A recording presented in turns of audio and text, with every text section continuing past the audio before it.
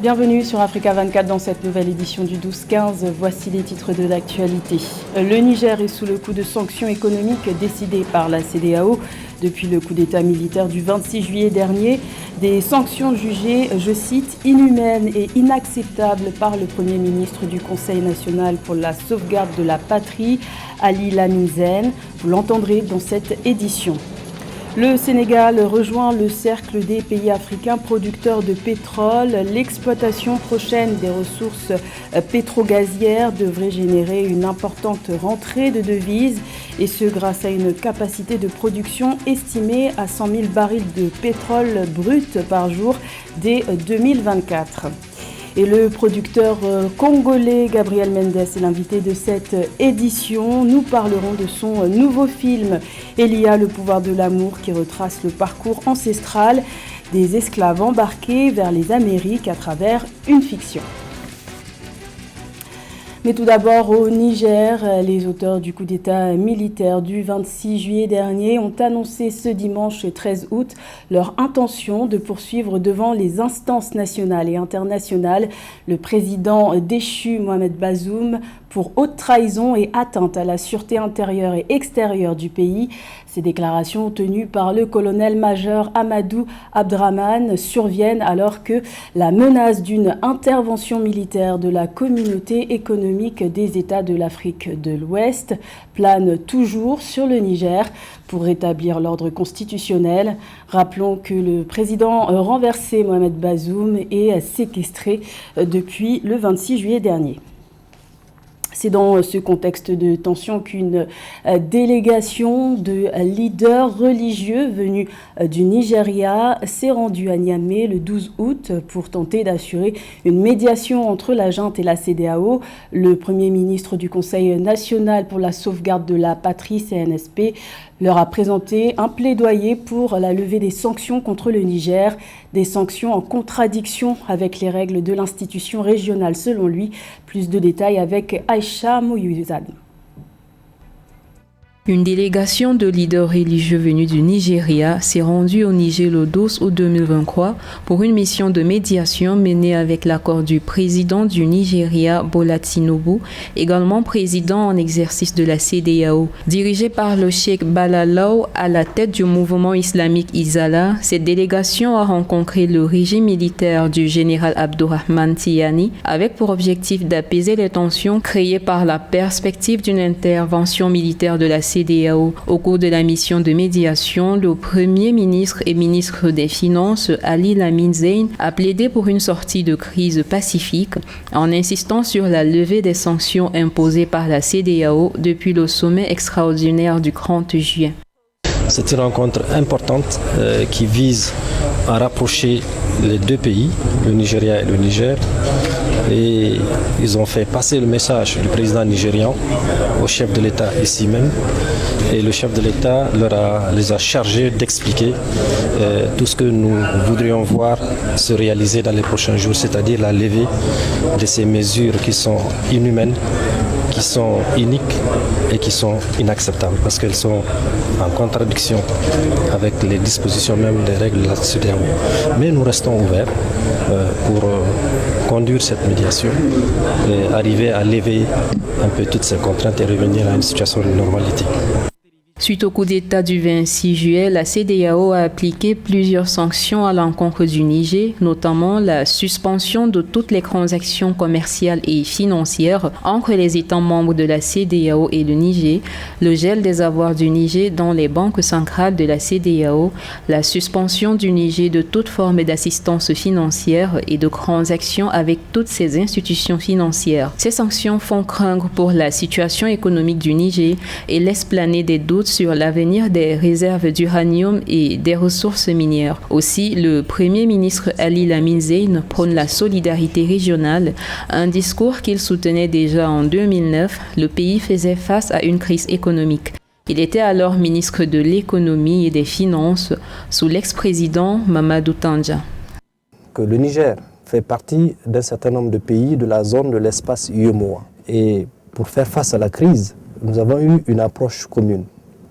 La crise financière n'a pas durablement affecté notre zone dans la mesure où 2 instruments majeurs nous ont permis d'atténuer l'effet de cette crise, qui sont d'abord notre gestion commune de la monnaie par notre banque centrale, mais également, toujours dans ce cadre, un système d'anticipation, notamment un certain nombre de textes et de législations communes qui ont permis de limiter les dégâts sur le plan financier et bancaire. La mission de médiation intervient alors que le régime militaire avait refusé d'accueillir une délégation conjointe de la CEDEAO, de l'Union africaine et de l'ONU le 8 août. La CEDEAO continue de privilégier une résolution de la crise par la voie diplomatique après avoir donné son accord pour une intervention militaire au Niger. Également dans l'actualité, au Gabon, la Cour constitutionnelle valide sans réserve le bulletin unique décrié par l'opposition. La plus haute instance du pouvoir judiciaire a rejeté le 12 août les requêtes de l'opposition qui invoquaient la violation du principe de séparation des pouvoirs par la méthode du bulletin unique. Rappelons que le bulletin unique est une feuille de papier sur laquelle seront présentés les candidats pour chaque élection du 26 août prochain, à savoir la présidentielle, les législatives et les élections locales. Ce nouveau système a été instauré début août sur décision du Centre gabonais des élections, instance chargée de l'organisation des élections. Et parmi les 19 candidats en lice à l'élection présidentielle du 26 août au Gabon, il y a le président sortant, Ali Bongo Ondimba, qui se présente pour un 3e mandat. C'est avec son programme dénommé Ali pour tous que le chef de l'État sortant tente de convaincre. Un programme porté sur la diversification économique et un pacte social républicain. Les précisions de Samantha Saberou Saboubanga. En 2023, l'économie du Gabon repose encore à près de 60% sur le pétrole. Cependant, depuis son accession à la magistrature suprême en 2009, le président Ali Bongo a affiché son ambition pour la diversification de l'économie du pays, un pays doté d'importantes richesses naturelles renouvelables pour certains. Alors qu'il se projette pour un nouveau quinquennat, le président sortant, candidat du PDG, dessine les grandes lignes de sa gouvernance dans un programme intitulé Ali pour tous. Il promet globalement de bâtir un nouveau pacte social républicain qui résoudra les liens entre les enfants et chaque terre du Gabon. Un pacte qui engage à une nouvelle exigence d'efficacité, de gouvernance inclusive, de résultats pour la transformation effective du Gabon. Je suis porteur d'une ambition. Je suis investi d'une mission, celle de faire du Gabon un grand pays. Un meilleur pays.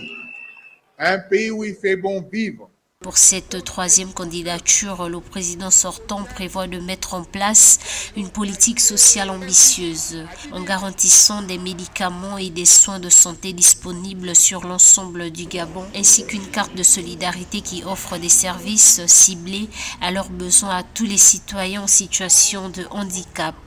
Le volet socio-économique de ce programme prévoit ainsi d'accompagner 30% des Gabonais économiquement faibles dans un programme individuel de réinsertion via un contrat d'insertion à l'emploi.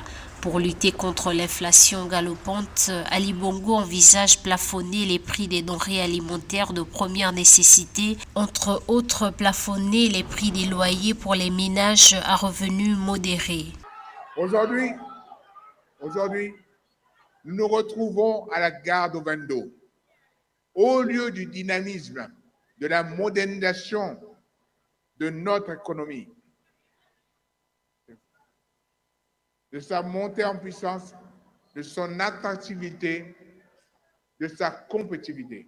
Ainsi, Ali Bongo entend à travers le pacte social républicain répondre dès les premiers mois de son mandat aux préoccupations les plus immédiates en donnant la priorité à des mesures concrètes dédiées à l'amélioration du pouvoir d'achat et à l'emploi des Gabonais. Élu président du Gabon en octobre 2009, succédant à son père Omar Bongo, il a été réélu en 2016. Ali Bongo Ondimba, 64 ans, brigue un 3e mandat à l'occasion de de l'élection présidentielle du 26 août 2023. Il sera face à 18 autres candidats. Dans le reste de l'actualité, 2,19 milliards de dollars, c'est le montant des accords commerciaux signés le 10 août dernier entre l'Afrique du Sud et la Chine. Ces accords visent à stimuler les exportations de manufactures sud-africaines vers l'Empire du Milieu. Ces accords doivent également favoriser les investissements chinois en Afrique du Sud, pays le plus industrialisé du continent africain. À titre de rappel, en 2022, les échanges commerciaux entre l'Afrique du Sud et la Chine se sont élevés à 56,3 milliards de dollars. Depuis la découverte de plusieurs gisements entre 2014 et 2016, l'exploitation de pétrole et de gaz est très attendue au Sénégal. La mise en service de ces exploitations devrait se concrétiser dès 2024 avec une capacité de production estimée à 100 000 barils de pétrole par jour. D'importantes rentrées de devises sont espérées. Les explications de Samantha Saberou-Saboubanga. Au cours des dernières années, le Sénégal a fait d'importantes découvertes de pétrole et de gaz au large de ses côtes. Ces découvertes ont ouvert la voie à de nombreuses opportunités dans l'exploitation de ces ressources naturelles. Depuis leur découverte en 2014 pétrole et en 2015 gaz naturel, les travaux sont en cours pour l'exploitation de ces gisements de pétrole et de gaz qui vont contribuer au développement du Sénégal. Le projet qui représente de belles opportunités dans un contexte de raréfaction des ressources. On peut scinder ces investissements, ces opportunités en deux catégories. Les choses qui incombent à l'État en termes d'infrastructures, parce qu'il faut des infrastructures pour pouvoir donc valoriser ces ressources pétrolières et gazières. Et puis ensuite, de l'autre côté, vous avez les investissements directs étrangers. C'est les investisseurs qui veulent s'installer au Sénégal, profiter de la ressource et pouvoir donc la transformer pour pouvoir s'insérer dans l'économie pétrolière et gazière.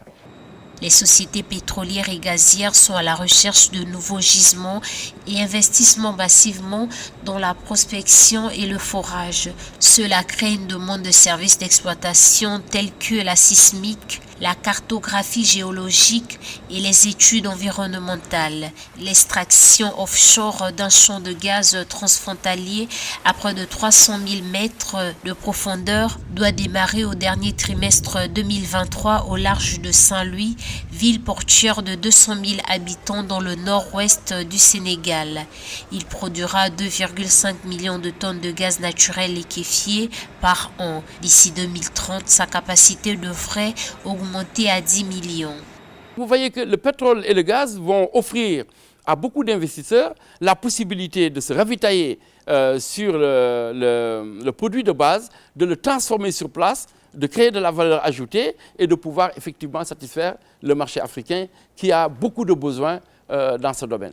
Maintenant, il y a aussi la production d'électricité, comme je l'ai dit, pour permettre à nos pays non seulement de produire l'électricité en quantité, mais aussi de pouvoir baisser le prix. Et c'est l'objet du programme Gas to Power. Cependant, il est important de noter que l'exploitation du pétrole et du gaz au large du Sénégal représente également des défis, notamment en ce qui concerne la gestion environnementale et la lutte contre les changements climatiques. Pour les observateurs et la société civile, il est essentiel que les entreprises et les autorités s'engagent à mener ces activités de manière responsable et durable avec en plus un impact réel sur le niveau de vie des populations par l'amélioration de l'accès à l'électricité et l'offre de meilleures prestations sociales. Gros plan à présent sur une œuvre cinématographique, celle du producteur congolais Gabriel Mendes. Son nom, Elia, le pouvoir de l'amour. Il s'agit d'un film tourné en République du Congo qui retrace le parcours ancestral des esclaves embarqués vers les Amériques à travers une fiction, une histoire fantastique digne des contes africains. Pour en parler, nous recevons justement sur ce plateau Gabriel Mendes. Bienvenue. Merci. Avant tout, je vous laisse dérouler le synopsis du film. Vous le ferez mieux que moi. Oui. Il s'agit en fait d'une histoire d'amour qui transcende les générations. C'est-à-dire ça part de deux enfants on part du XVe siècle jusqu'à nos jours. Donc c'est une histoire d'amour entre deux enfants qui se font un serment d'amour en échangeant leurs bracelets. Suite à l'échange de ces bracelets que l'on appelle les woko mystiques dans le film, ils se verront séparés à tout jamais. Et donc, pour en résumer d'une autre façon, je dirais que vous prenez deux enfants au destin tragique, vous prenez une prêtresse qui est garante du royaume d'Ankila, le royaume du film, et vous mettez au milieu de tout cela un arbre mystique, un arbre qui d'abord était béni des dieux, puis maudit des dieux. Vous fermez les yeux, vous secouez le tout, et vous verrez jaillir le pouvoir de l'amour. Et comment est né ce projet? Ce projet est né à partir d'une chanson, car je suis auteur-compositeur et producteur de musique. J'avais composé une chanson qui s'appelait Elia, et lorsqu'on m'a présenté Michel Agaton, le réalisateur et scénariste, pour faire le clip, il m'a amené un projet, un scénario qui était trop complexe pour un clip. Donc on a décidé de faire en même temps et le clip et le film.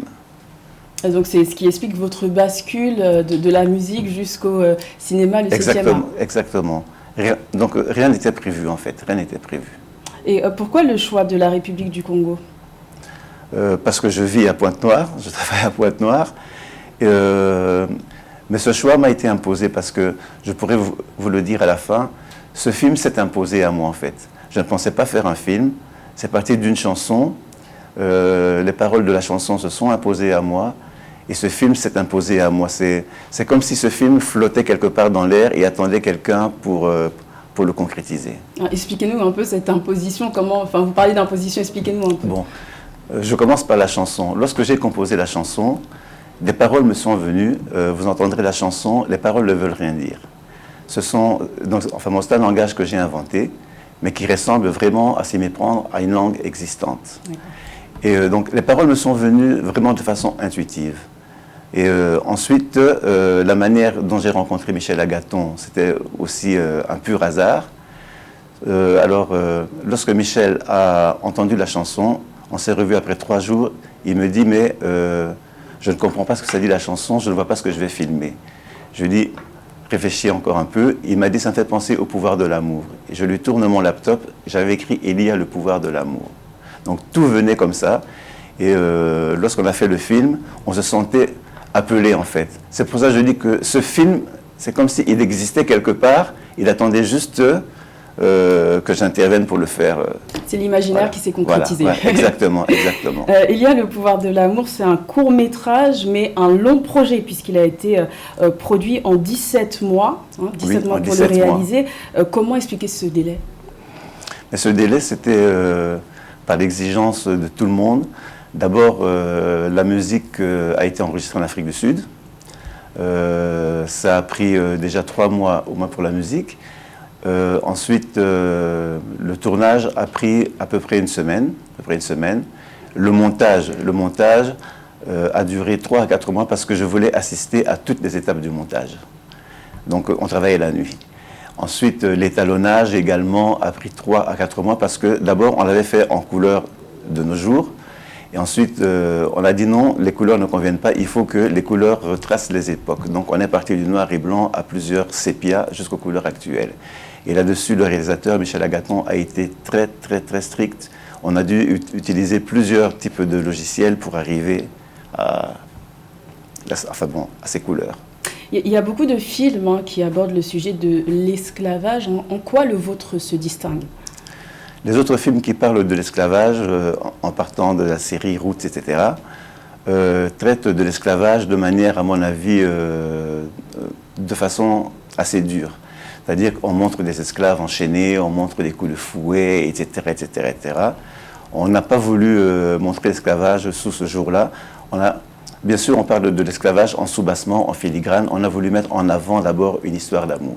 Vous avez romancé la chose. Voilà, parce qu'en fait, on veut que quand les gens rentrent dans la salle, ils passent par plusieurs états d'âme, de la tristesse aux pleurs, pour finir dans la joie et le bonheur. Et comment s'est fait le choix des acteurs? c'est le réalisateur Michel Agathon qui a choisi les acteurs. Parce que lui a déjà un pied dans le cinéma avant moi, donc il connaissait les acteurs. Et dans votre monde imaginaire, vous n'aviez vraiment aucune idée d'acteurs pour interpréter les rôles? Non. D'accord.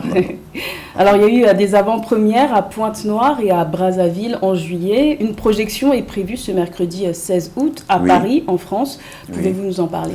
Oui, et donc c'est mercredi à 18 h, une projection au cinéma Brady. C'est 39 boulevard de Strasbourg. Voilà. D'accord. Et j'invite les gens à venir. Et qu'est-ce qui pourrait donner envie aux gens, justement, de venir voir cette projection? Mais la promotion qu'on est en train de faire autour du film, justement. D'accord, merci Monsieur Gabriel Mendez d'avoir été l'invité de cette édition. Est-ce que je peux ajouter une petite chose? J'aimerais juste dire que lorsqu'on parle de l'esclavage, on fait souvent référence à l'île de Gorée, d'où sont partis 30 000 esclaves. On en parle beaucoup parce que le pays, le Sénégal, a pu mettre ça en avant du point de vue touristique. Mais de la baie de Luango, c'est 2 millions d'esclaves qui sont partis. Ils ne venaient pas tous du Congo-Brazzaville, ils venaient un petit peu de partout, des deux Congos, la Centrafrique, un peu du Cameroun. Mais c'est 2 millions d'esclaves qui sont partis de la baie de Luango, alors qu'il y en a 30 000 qui sont partis de l'île de Gorée. Et cette précision a été très importante. Oui, merci à vous. Merci d'avoir été l'invité de cette édition, Monsieur Gabriel Mendez. Je rappelle que vous êtes producteur et vous êtes l'auteur du film « Il y a le pouvoir de l'amour ». C'est la fin de cette édition. Merci de l'avoir suivi. L'information continue sur Africa 24.